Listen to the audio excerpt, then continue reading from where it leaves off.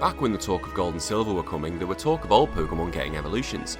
Everyone back then was making next stage evolutions for the starter 3, and there was even a stage for Pikachu called Garchomp, which would have been as cool as anything. Look at this artist impression, it would have been sick. But then Gold and Silver did come along, and instead we got this, a baby Pikachu called Pichu. Ah, bollocks.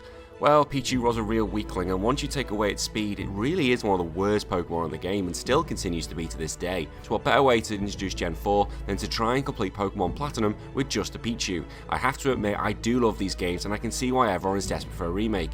I can see one day that Game Freak will bow down to public demand, and it will happen. Hey, if Final Fantasy VII can get a full remake, then surely Diamond and Pearl can too. The rules are as they normally go, and if you're new to the channel, here we go. I can only use Pichu in battle unless double team battles dictate otherwise. No items in battle apart from held items, no glitches, and no trades. And if you like these videos, please leave a comment because it helps the YouTube algorithm gods. I don't know, you can say whatever you want, whether you like or dislike Shitarita, whether you like me or just want to throw me some abuse, or even say I'm really cool. It all helps, and I want to make sure I get these videos as popular as possible. Thanks guys. As always, I start the game as HBT and I call my friend Wanker because I flatline do not like Barry due to the fact he is a massive wanker. He's a hyperactive little prick and annoys me even more than how. The game starts and little Git just waltzes into my room and makes a 10 million bet straight away if I'm late. I then go to his house and go pick him up to get ready for our little journey. He then challenges me to run through the grass without a Pokemon. Is he suicidal? He's going against everything that we've ever been taught about the long grass. We get stopped by Professor Rowan before we run to our death, and then after we show our love for Pokemon, he decides to give us our own one. Although Dawn has other ideas, and to be fair, I'm kinda with her. He's just met these people and gives them each a rare Pokemon. I make the decision to take little Pichu, and I can't nickname him as of yet. The wanker picks Chimchar, and we have our first little battle, which I end up easily winning, and it's a first little win for little Pichu. My mum seems horrified that I tried to go out on the grass without a Pokemon. What does she think's gonna happen? I don't think a level 2 Pidgey is gonna rip my leg off, Mum. Wanker then takes me to Verity Lakefront to find a legendary Pokemon. Bloody hell, he's keen. This is where we are first introduced to Cyrus, who's rambling himself about some bollocks. I make my way to Sanjum Town, and after having a little chat with Rowan, finally get a chance to nickname my Pichu, so I call him Spunky. I start my little journey and go fight the local wildlife. The problem with Pichu is that it is physically as strong as wet tissue paper. Any little tickle will just knock him out. I arrive at Jubilife City when myself and Dawn find the dodgiest police officer ever, Looker, and he just sounds like a sexual predator. To be fair, he is acting like a sexual predator going up to random kids. After that strange meeting, I then go and look for some clowns in the city for some stupid reason. I head north just to get my levels to level 10, and then I picked up Return, which gives me a good physical move based on friendship. I go east past Jubilee City to face Wanker again, and because murder is not allowed, I have to battle him. He sends out Starly and is one-shotted by Thundershock. Chimchar is level 9, but a critical Thundershock helps me get the win. Wanker then tells me about the gym challenge, which seems like a great idea, and one I've definitely not done before. I wonder how this process works. At level 13, I learn Sweet Kiss, which I've never used in my life, and I have no idea what it actually even does. I arrive in Orbor City where the gym leader has buggered off to the local coal mine and it's full of ground types. I sense this is going to be a good fun gym for old Spunky. I meet with Rourke and tell her to get her ass back to the gym. Hang on, he's a fella. I always thought he was a girl. I realise that this gym fight is going to make Brock look like a joke, so I don't mess around and start levelling up. At level 18 I learn Nasty Plot, which is going to be key during this run. In fact, it's going to be my saviour. I get to Roark, I can't pronounce that name so that's how I'm pronouncing it, aka Brock 2.0, and he starts off with Geodude and I start charming my way to lower its attack. Once the attack is down, I then start using Return, but it's doing nothing at all, and I'm finished off by a Rock Throw. I can't even finish off Geodude, and that's only their first Pokemon. I needed to do a lot of grinding, so I went off all the way to level 29, which seems mental for the first gym. I tried Roark again and managed to beat the Geodude, but next was the Onix, and after a few charms, I am able to get rid of it. During this battle against Onix, I did use Nasty Plot, which may seem strange, but this is because the Craniados is not a ground type, so I can hit it with a Thunder Shock. Also, Craniados hits like a truck, and if that thing hits me even once, the match is over. I use Thunder Shock and get the KO in 1 to pick up my first gym badge. As I leave, I meet the wanker who tells me to go to Eterna City. Okay then matey, I'll just do what you say. But going back, I end up meeting up with Looker who tells me to look out for dodgy grown-ups, says the dodgy grown-up. But then around the corner we get a glimpse of Team Galactic, who are being properly told off by Professor Rowan. They're getting properly scolded, go ahead lad, and he doesn't really give a shit, what a hero. It results in a duel battle with Dawn, who along with her Piplup, kicks the grunt's ass. I head north to the Ravage Path where we start smashing rocks to get through, which allows us to continue to Filmora Town. Whilst there, I get asked by a little girl to help her rescue her dad from Team Galactic at the Valley Windworks. Now, did you not thinking of ringing the police? No, you just could ask some random stranger, and a child I might add. I end up beating the guard who locked himself in, the smart bastard, but then this one requires me to go to another little flower section where we see two grunts demanding that sweet, sweet honey. They want to fight, and after I beat them, of course they drop the key to let me into the building. I start fighting off the grunts who are after the electricity for something big. I meet with Commander Mars, and it's time for the first battle with a bigger underling. Her Zubat goes down straight away, and then her Perugly gets paralysed because of my ability Static. This means it's a pretty easy win. Mars then decides it's time for her to go off her own merry way. The scientist with her tells me they want to use electricity to create a new universe, although it makes you think how much electricity you're going to need to do this. I then leave the building and Looker arrives just a tad too late, once again proving the police are absolutely terrible in the Pokemon series. I arrive in the Eterna Forest and meet with Cheryl, who is terrified of going alone, so we had double battles alongside her Chansey. I remember watching the Pokemon origin story of this and thought it was incredible as it was dark as anything. Never go into that mansion. And by the time me leaving the forest, I was now level 33. A little bit west, we entered Eterna City, where there's a lot of grunts walking around. Wanker takes us to a statue where we meet Cyrus again, who is chatting absolute bubbles as usual, but at least he's polite enough when asking us to move. We then meet the legendary trainer Cynthia, and she's nice enough to give us the HM for cut. I enter the city's gym, which has this weird spinny clock thing, which I imagine was an absolute nightmare to build. It's time to fight Gardenia, who sends out a Turtwig at first, and I'm able to get it down in 2. Shireen was next, but thanks to the Reflect, Return was not doing much damage at all. I managed to get through it onto Roselia, and then thank God I was very lucky and I got a critical hit to get the win. I then enter the Galactic building, and Looker's already snuck in dressed up as a grunt. But however, he then takes it off right in front of them. Like, are you high? They're literally feet away from you. You're really the worst police officer I've ever seen. After having a little wander around, I meet up with the next Commander Jupiter, and she sends out a Zubat and she gets smacked down by Thundershock. Next is Skunk Tank, so I use a nasty plot to get the special attack up. I nearly get wiped out, but once again I get lucky with another critical, as I don't think I was winning this otherwise. I head down Route 206 Bike Road, where they meet Dawn, who gives me the Versus Seeker, useless, and the Dowsing Machine, very handy. We then enter Mount Cornet and meet Cyrus again, who is moaning about the human spirit ruining the world. I've really never heard of this for being the reason the world's ending before. I arrived in Hearthome City and I ended up with a contest hall, the one place I really don't care about. I meet my mum, who obviously has a spare job on the side, and she tries to encourage me to do a contest and gives me a tuxedo. Whilst ignoring my mother, I also meet with a French Fatina and order her to get her ass back to the gym. Now, I love this gym. I have to make sure I go through the door that has the same symbol as it does on the floor, and I'm armed only with a torch. It was a little bit different and is actually one of my favourite gyms in all the games. Fatina sends out Duskull, and with her having a team of ghosts, it means that Return is out. I start using Nasty Plot while it uses Shadow Sneak and gets a paralysis for its trouble. I just try and use Thundershock, but it's not enough to kill it.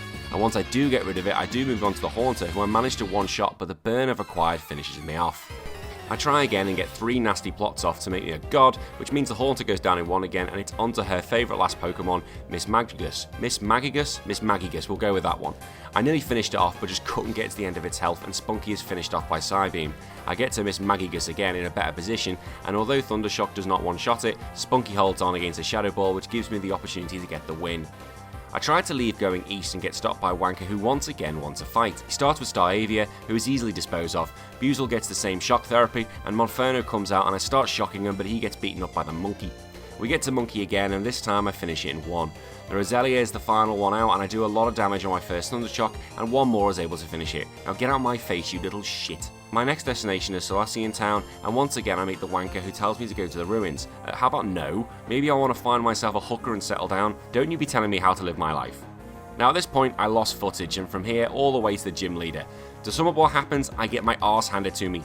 Badly. This goes back to what I said earlier, as Spunky's defences are as effective as wet tissue paper, so I knew at this point I had to grind. A lot. I was level 43 and this was not enough to take down the gym leader. I went back to melee level 49, knowing that this is still not a guarantee. Meditite uses a fake out, and even a critical fake out does only half of my health.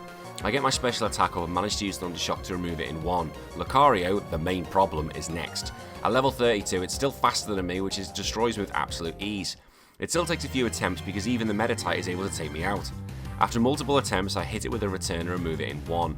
With having the full health, it means that I can get rid of the Lucario. And finally, it only took me 2 hits to get rid of the Machoke, and this one was an absolute ball ache of a fight, and I knew it would be when I was scouting this challenge out. I leave the gym and met by Dawn, who tells me that Team Galactic stole her Pokedex and needs my help to get it back.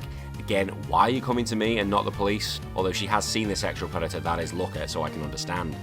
We double team the Grunt Zubats and remove their trash Pokemon, and they run back into the warehouse where Looker appears, late as always. We enter the warehouse, but we can't really do anything without the key, so I'm advised by Lucky to go to Pastoria City. However, I decide to go to Celestian Town Ruins so I can look at every rock in the bloody place to find the Defog HM. After this, I went south to go play on the beach of Valor Lakefront, and we finally arrive in Pastoria City whilst fighting everything on the beach because I need my experienced Dindins. I try to go to the gym, but I'm stopped by Wanker, who also wants to fight. Piss off! I think a little shit stalking me. Staravia is wiped out after one nasty plot. Fusel gets an Aqua Jet off before he's taken out, but once again the monkey keeps killing me. I try the battle again, but then the monkey uses Leah rather than attack me, which allows me to get the kill. Sometimes I just don't understand the AI of this game. Roselia is not a threat, and I sent the idiot on its way. I enter the gym, and I won't lie, I hate this place. It's like the living hell that is the water temple in the Ocarina of Time. I get to Wake, and you think this would be easy. It wasn't. Gyarados was first, and even though it was 4 times weak to electric, it survives and nearly wipes me out with a waterfall. I do get rid of it, but I'm nearly dead already. Quagsire is next, and luckily I have a Grass Knot which is able to get rid of it in 1. But then the main problem comes out, Floatzel. This is because it's armed with Aqua Jet, which has priority and is able to finish me off. I try again, the same thing happens. The following time I give Spunky a Citrus Berry to hold because I think a bit more health will be able to do it. This proved to be the key, as turn 1 I use a nasty plot with the berry kicking in after the waterfall. I just had enough to survive any attack from Floatzel, and luckily I did it with 5 HP remaining. Haha, take that, you prick. I exit the gym and bump into Wanker again, who's still stalking me, and he shows up and tells me that Wake is now his master, although Wake hasn't consented to this at all. Wake then mentions that Team Galactic are playing around with a bomb. Well, Pokemon stories have gone up to terrorism. And bang it went, and the terrorist even comes to say that he did it as well. Which bomber goes to the nearest person to say, yep, that was me, or would you score that boom out of 10? I go chase the guy rather than, I don't know, get the fucking army to kill him, and Looker turns up and rather than ask for the description, he runs off, and then this little girl wants to battle. Are you fucking joking? Did you just not hear the boom and then run off with your life? No, you want to play on the beach and have a Pokemon battle. I eventually meet up and beat the grunt who buggers off towards the lake. Oh, we'll just go let him go? Alright, fair enough. Cynthia turns up and gives me some medicine to help some sick Psyducks out of the way. So I take it that's where I need to go now then, is it? As soon as I use the potion, she turns up again and asks me to give us a charm to her nan. Why don't you lazy mare? I landed in the Deep Fog and eventually move out of the way thanks to the move Deep Fog. After a nice walk, I walked in Celestic Town, which seems quite nice. I try and go into the cave's entrance but get blocked by a grunt who I'm easily able to brush aside. I'm then thanked by the elder and give her the charm because her granddaughter can't be asked to bring it herself. I go into the cave and look at the paintings about the 3 spirits of the lakes, and then we're interrupted by Cyrus, who wants to learn more about the legend himself, and we find out he wants to shape the world in his own image. After his babbling, it's time for our first battle with the game's big baddie. Sneasel is up first, and after one nasty plot I can use Shockwave, but I'm finished off by the Sneasel. Bloody hell, I'm 55, 21 levels higher of it, and that's still not enough. I go back into the battle again with a Citrus Berry to hand to give me that extra staying power. The next attempt I get smacked away like a pesky fly. I try again and I'm finished even after the berry recovery. 4th time I'm dispatched again. 5th time I get frozen. 6th time I hang on from a second ice punch but then finished off by a quick attack. 7th time, it's happened again. 8th time, finished off. 9th, 10th, quick attacked again. It takes me 15 times to beat it and I get lucky with the damage roll. The gold back goes down in 1, as does a Murkrow thanks to Shockwave. Cyrus is happy knowing some new information and then just buggers off. The Elder gives me the Surf for all the help I've given her, and then Cynthia turns up. Hang on, couldn't you have just turned up earlier? I'm told to travel to Canalave City to read some books. Why don't you go do that, Cynthia? What are you doing at the moment? Why are you sending the small child to do all your work? We arrive in the port city and it's now time to fight the Wanker. Again. The Wanker now has Stropador, but it hates getting electrocuted. Heracross, the amazing creature, is next and does so much damage with a Brick Break. I get lucky with the paralysis and I'm able to kill it. Infernape, however, ends it with a Mach Punch. This is not going to be fun and I knew I had to grind and there's no way around it. I get myself to level 60 and also pick up a Thunderbolt, which will be my main killer move. We try to face Wanker and I get wiped out very quickly by a quick attack. I try again and make my way to Infernape with full health, and Thunderbolt is now making such a difference. Floatzel is easily sent packing, Roserade puts me to sleep and thankfully uses spikes rather than finishing me off, which allows me to get the kill. Wanker suggests that I go to the Iron Islands to become even stronger, so I get on the ferry to arrive at the little island and meet with Riley, who gives me the HM for strength. This seems odd as I've only just met the guy and he's giving me gifts. I head down the path and meet again with Riley and we team up together, which is great because this is a fantastic place to train. I was training so well that I was not paying attention and Spunky evolved into Pikachu, which I meant I had to go all the way back to fight the Wanker all over again. So we get back to the same point again and beat some grunts, and Riley gives me a Pokemon egg, which I don't really care for, and I'd rather cook it and give the thing to Spunky for some nutrition. Now this has been done, it's on to Canalave City and head to the gym. This is an uppy downy platform gym and it's a steel type gym, which means I have no moves that are effective against it. It also means they have the potential to hit very hard. I now face Rock's son, Byron, and he sends out Magneton. I get nowhere first time around, so he withdraws the Magneton for Steelix, and I'm destroyed very quickly. I tried again, and this time I use a nasty plot which allows me to finish off the Magneton in one. Steelix comes out and it goes down with one Grass Knot, but the Bastardon holds on and finishes me off on Stone Edge. Second time round, Grass Knot is able to finish it off, and the battle proved a lot easier than I thought it was going to be. We leave the gym and we're met again by Wanker, who tells me to get to the library. Weirdo, this is not often something I hear on a daily basis. But there's a point to this, because when I arrive I meet with Dawn and Professor Rowan. He tells the three of us to go to each of the lakes to go see the legendary Pokemon and learn whatever we can about these Pokemon and the mystery of the evolution. I'm sent to Lake Valor where we hear another bomb going off. Wanker runs off to find out what's going on, which leads to Professor Rowan saying the most disgraceful line ever in Pokemon. That is disgraceful, he's such a small boy and you're throwing out this abuse, although to be fair it's deserved, he is a wanker. So off I go to research Lake Valor, which was previously blocked by a camera crew. The scene of devastation can be seen by poor Magikarp lying around before their inevitable death, which is quite grim when you think about it. I go into the cave and fight with Commander Saturn, who is quite chuffed about how well the plan is going. He first sends out Golbat, who I dispatch with ease. However, I then get one-shotted by Toxicroak's Revenge. I try again, this time I return the favour and one-shotted back as I do for Bronzor. Saturn tells me they've already captured the legendary Pokemon and it's hinted I should go to the next lake to see if I can help. I head back to Lake Verity where this whole thing started, and Professor Rowan asked me to help Dawn, while I fight through the horde to get to my in-game lover where she's being confronted by Mars. Golbat is first, then Bronzor, who nearly gets rid of me with confusion, but then Perugly is able to finish me off with a fake out of all things. Second time I get round to Perugly poisoned, and the fake out does not help, but luckily I'm able to one-shot it, otherwise this would have been it. Mars goes on about how they've already caught the legendary Pokemon, and I need to go make sure the Wanker is okay. I head north to Mount Cornet to start playing in the snow, and I did like this back in the day, although falling in the snow was a right pain in the arse. En route I had to fight Dusclops, and if you watch my ABL battles you know I love my Dusclops. I then bump into Maylene, who admits she's wearing barely any clothes due to her training. Yeah, that just seems silly, it's hardly the most responsible thing to do. I get through the snowstorm and get told by Wanker that I need to beat the gym leader first to get up the rocks. No. How about you send down the Pokemon that knows the move to come get me, little shit, because this will solve all our problems. So I have to go to Snowpoint City because obviously this time of crisis the gym leader battle is needed. I couldn't say any chance we can just delay this, mate, for the sake of the world. Well, obviously not, because gym leaders have more pride than Vegeta. Mock my pride! Huh, what'd I tell ya? He's like a Saiyan saying. I'm a killer! After a lot of messing around trying to figure out this bloody puzzle, I come face to face with Candice. She starts with Sneasel, so I get a nasty plot in to get my special attack up, and it fuses Feint Attack, which only does half my health. Thunderbolt is able to one-shot the little bugger. I then use Grass Knot to easily finish off a Pillisween. A Bomb the Snow, however, takes the Thunderbolt and finishes me off with a Wood Hammer. I try again, the same thing happens, and also to note the hail damage that is there for added bonus.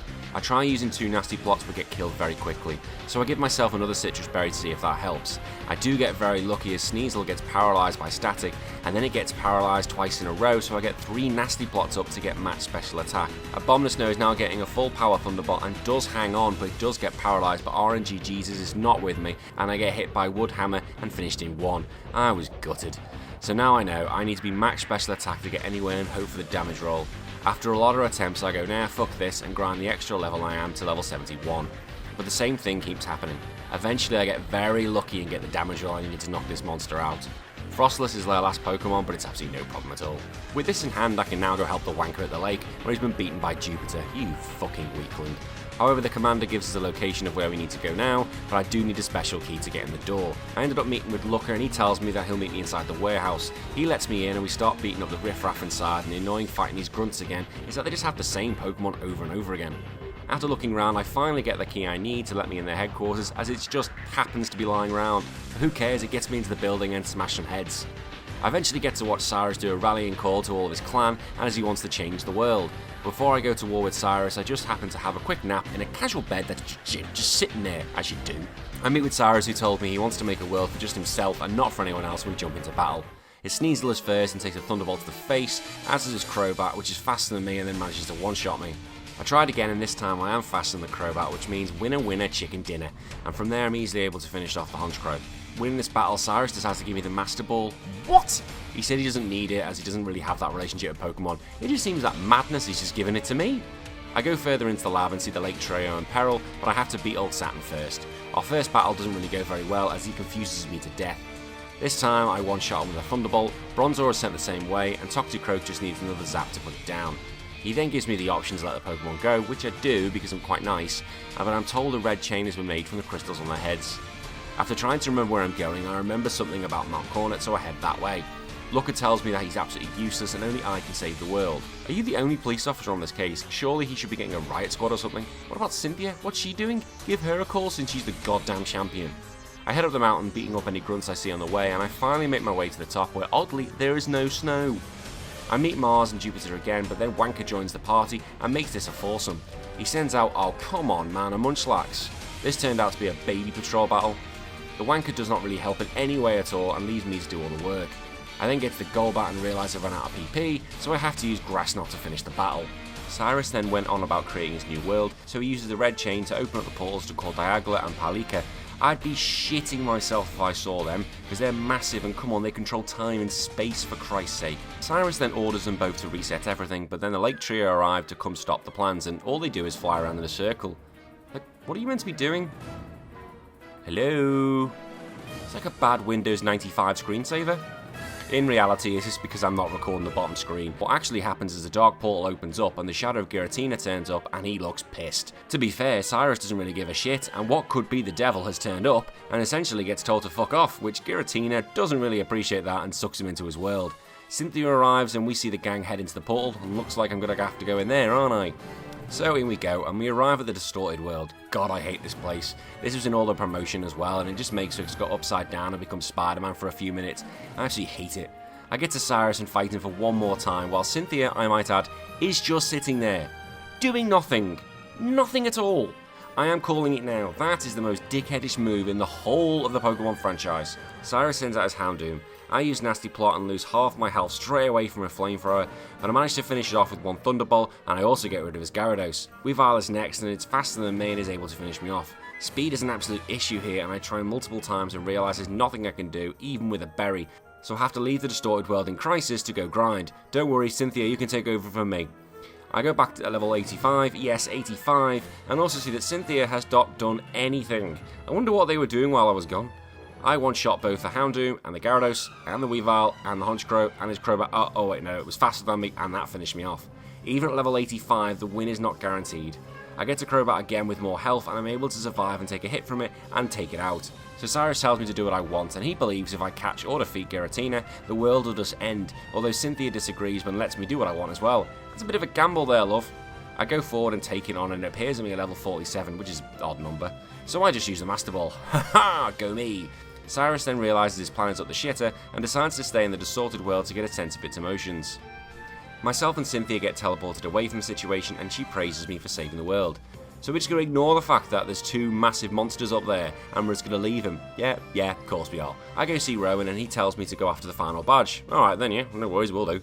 So we head east to complete our Pokemon League journey where we bump into the Ginger Flint. He wants me to fight the gym leader because he's bored with the lack of challenges. Flint claims he knows how tough I am because he can sense it from the Pokemon in my balls. Right, there's something very wrong with that sentence. I head up to the city's lighthouse and meet with Falkner, and he sees me as a motivation to potentially fight the Elite Four. Oh god, this place. Actually, I don't mind, and it was a bit of fun moving the pieces around.